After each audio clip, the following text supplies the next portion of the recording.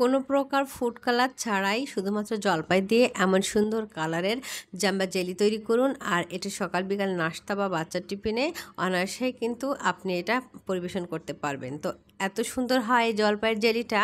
তো আমি এর জন্য ফ্রেশ কিছু জলপাই নিয়েছি, আর এভাবে 4-5 ফালি করে নিয়ে আমি পরিষ্কার পানি দিয়ে দিলাম। তারপর আমি এর মাঝে দিয়ে দিলাম লবণ। দেওয়ার পরে একটুখানি নাড়াচাড়া করে নিয়ে আমি এটা ঘন্টার মতো ভিজে রেখেছিলাম।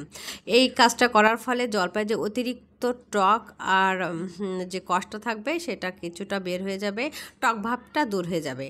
তো এবার আমি ফ্রেশভাবে ধুয়ে নেওয়ার পরে আমি যত পরিমাণে জলপাই নিয়েছি ঠিক তত পরিমাণে আমি পানি দিয়ে সেদ্ধ বসিয়ে দিলাম।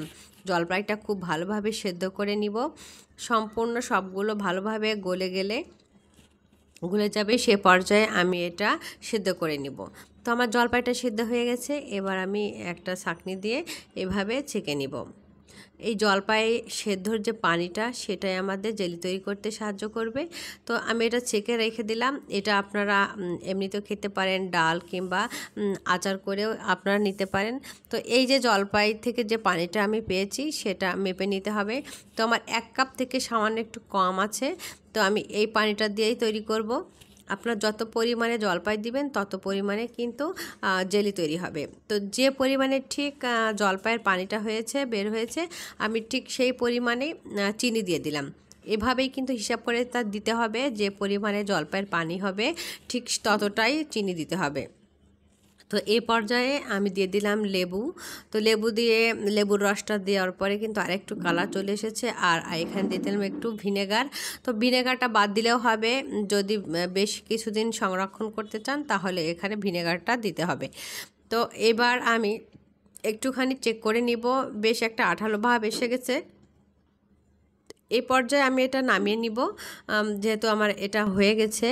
তো এবার নামিয়ে নিয়ে আমি এটা রেখে দিব 2 ঘন্টার জন্য। তো আমি 2 ঘন্টা পরে ফিরে আসলাম। এর মাঝে কিন্তু জেলিটা সেট হয়ে গেছে। আর এটা যে এত মজা হয়, এত স্বাদ হয়, আর খুবই এর ফ্লেভারটা অন্যরকম।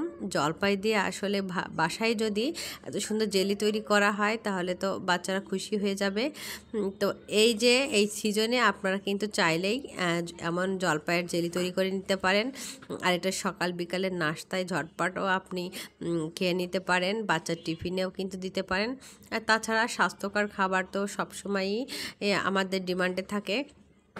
তো এটা যদি বাসায় তৈরি করে না হয় তাহলে কতটাই না ভালো হয়। রেসিপিটা ভালো লাগলে লাইক কমেন্ট শেয়ার করতে ভুলবেন না। নিত্য নতুন এমন সহজ রেসিপি পেতে সাথেই থাকবেন। আল্লাহ হাফেজ।